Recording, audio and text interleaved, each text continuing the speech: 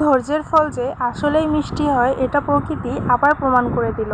হঠাৎ কেন এই কথা বললাম সেটাই তো আপনারা জানতে চান, তাই না? এই ঝাল গাছটিকে কয়বার উঠানোর চেষ্টা করেছি, উঠাতে চেয়েছিলাম যে হয়তো বা এতে ঝাল হবে না, কিন্তু দেখেন অবশ্য সময়ের কারণে এই গাছটি কখনো তোলা হয়নি, কিন্তু আজ অনেকদিন পরে গাছটির দিকে তাকিয়ে দেখলাম একসাথে অনেকগুলো ঝাল হয়ে আছে। প্রকৃতি আবারও প্রমাণ করে দিল ধৈর্য ধরলে ধৈর্যের ফল আসলেই অনেক মিষ্টি হয়। কিন্তু এটা তো ঝাল, এটা তো আর মিষ্টি হবে না, এটা ঝালই হবে।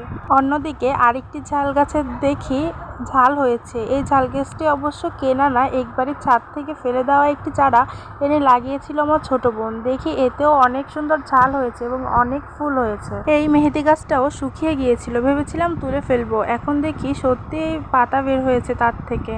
আর বেগুন গাছে দেখি অনেকগুলো ফুল হয়ে আছে, অনেক বেগুনও হয়েছে বেগুন গাছটায়, কিন্তু এখনও অনেক পরিমাণে ফুল ফুটতেছে। একটি বেগুন হয়ে কবে যে শুকিয়ে গিয়েছে পেকে। এই বেগুন গাছটির অনেক বয়স, তবুও যে এত পরিমাণে ফল দিতেছে সেটা আমার ধারণার একদমই বাইরে।